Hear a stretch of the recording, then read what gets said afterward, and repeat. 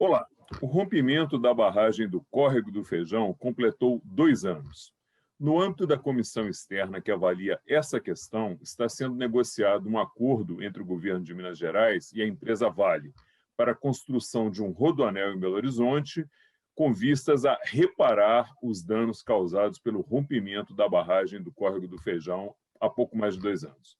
E para conversar sobre esse assunto, o nosso convidado desta edição do programa é o deputado Rogério Correia, do PT de Minas Gerais, que é o coordenador da comissão externa, que tem a incumbência de acompanhar essa negociação aqui na Câmara dos Deputados. Eu sou Fernando Gomes e este é o Palavra Aberta.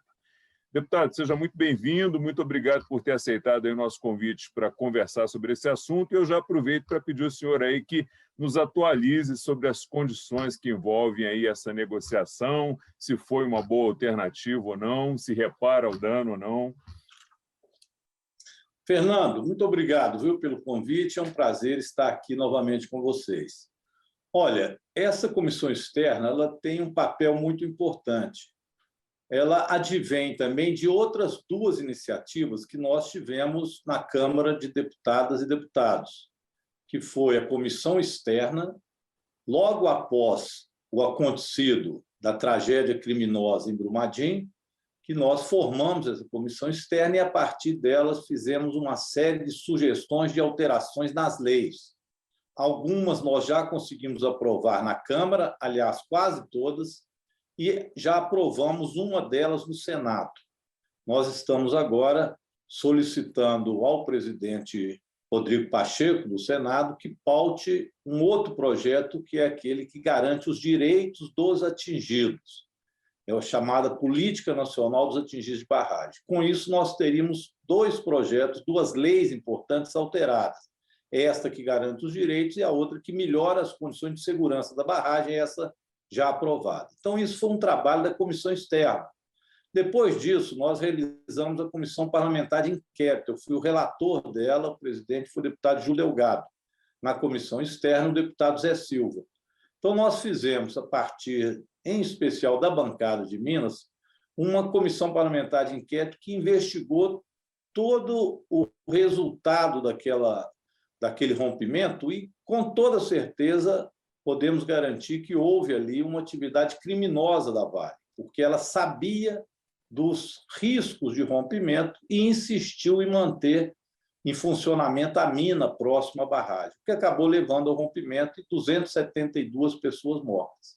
A partir daí, começa a se ver como que vai ser a reparação, e muito demorado. Nós já tínhamos experiência com a Vale, através da Samarco, quando houve o rompimento lá em Mariana. Mas aquilo, até hoje, para se ter uma ideia, em Mariana, as casas das pessoas não foram reconstruídas no vilarejo destruído. Então, o nosso receio é que aconteça a mesma coisa em Brumadinho. Então, iniciou-se uma pressão enorme para que a Vale pudesse fazer o ressarcimento às pessoas, ao meio ambiente. E o governo teve, então, com a Vale, essa possibilidade, junto com o Tribunal de Justiça, de fazer um acordo. É este acordo que nós formamos, essa comissão externa, que está analisando o acordo. O acordo, inicialmente, precisaria, para fazer todo o procedimento de recuperação ambiental, social e econômica, segundo os cálculos do próprio governo e do Ministério Público, em torno de 54 bilhões. O acordo que foi assinado foi inferior a 30 bilhões. E este acordo tem muita crítica dos atingidos de não terem sido escutados e ouvidos no decorrer do procedimento das negociações. Mas ele já está homologado, o acordo está feito. Então, agora nós estamos fazendo uma fiscalização nos termos do acordo.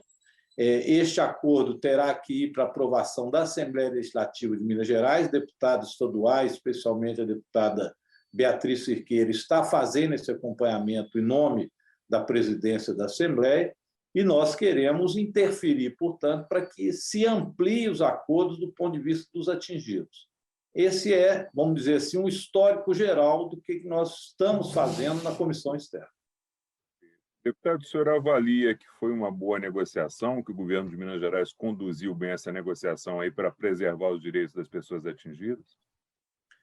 Nós tivemos alguns avanços da proposta inicial, principalmente aquilo que nós chamamos de um auxílio emergencial para as pessoas atingidas, que não constava nos termos do acordo. E isso é fundamental porque essas pessoas pararam de pescar, as suas terras foram prejudicadas e eram agricultores familiares, ou pessoas que estavam na área do turismo, da indústria do turismo. Todos esses perderam emprego, perderam renda e não estavam contemplados com esse auxílio emergencial que nós conquistamos. Ele foi inserido em torno de 7 bilhões para que isso possa ocorrer em um prazo aproximadamente de 6 anos. É inferior ao que o movimento queria, mas foi uma conquista. Agora, há ainda muita polêmica, por exemplo, em relação à construção do Rodoanel. Foi a última reunião que nós fizemos. As pessoas estão temerárias de que este Rodoanel, que é uma das principais obras que o governo do Estado incluiu, ela possa ser mais um rodominério do que um rodoanel que dê condições das pessoas de transitar e melhoria do transporte na região metropolitana de Belo Horizonte. O que está muito preocupando os atingidos, eu concordo com eles, é que isso vai ser mais útil às próprias mineradoras, que vão aumentar a quantidade de minério a ser exportado e fazendo com que a questão ambiental e social se agrave exatamente onde teria que se mitigar os problemas causados ambientalmente pelo crime que a Vale cometeu lá na barragem do Feijão. Nesse ponto aí também eu tinha uma questão para o senhor, né? Parece que tem alguns ambientalistas preocupados aí com a construção de parte desse rodoanel que passaria lá nas comunidades de Rola Moça e Serra da Calçada. Eu não sei se eu acertei os nomes, né? E que isso estaria prejudicando muito ambientalmente essas regiões. É isso mesmo? É isso mesmo. São áreas que a gente tem muito carinho por elas aqui na região metropolitana de Belo Horizonte, porque são reservas ambientais muito importantes. Ali nós temos nascentes, né, que vão se espalhar para construir o recurso hídrico, tanto do Rio das Velhas quanto do Paraopeba, que foi atingido. Então, a região metropolitana de Belo Horizonte ela depende muito desta região. Belo Horizonte, Contagem, Betim, principalmente, dependem muito destes recursos hídricos para continuar tendo abastecimento de água via Copasa, que é a empresa estatal, né, que cuida aqui em Minas Gerais da questão de água e esgoto. Olha, se este rodoanel for construído sem estes cuidados, e é isto que os ambientalistas estão denunciando, nós teremos, em primeiro lugar, isso. Os recursos hídricos prejudicados. Segundo, a questão ambiental em si. E terceira, a questão das atividades de turismo, das atividades das pessoas. As empresas, eu repito, elas têm uma quantidade de exportação de minério que elas querem ampliar. Ora, mas elas não podem ampliar tendo os recursos agora daquilo que ela tinha que ressarcir pelo crime cometido, e ela própria vai aproveitar deste rodoanel para aumentar a sua produção de minério na região, afetando ainda mais a questão social e a questão ambiental.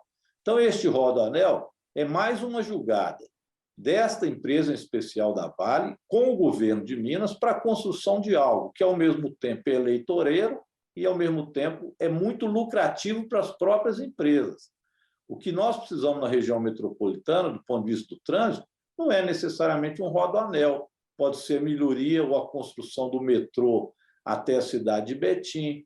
São outras modalidades de transporte que precisam ser implementados e que não tem que passar exatamente nessas áreas de preservação que são muito caras. Você citou, além das serras, né, da Moeda e outras, nós temos também Vargem das Flores, que é um manancial de água importantíssimo, que fica aqui em Belo Horizonte, em Contagem e Betim, e que abastece uma parte importante desses dois municípios, mais Belo Horizonte.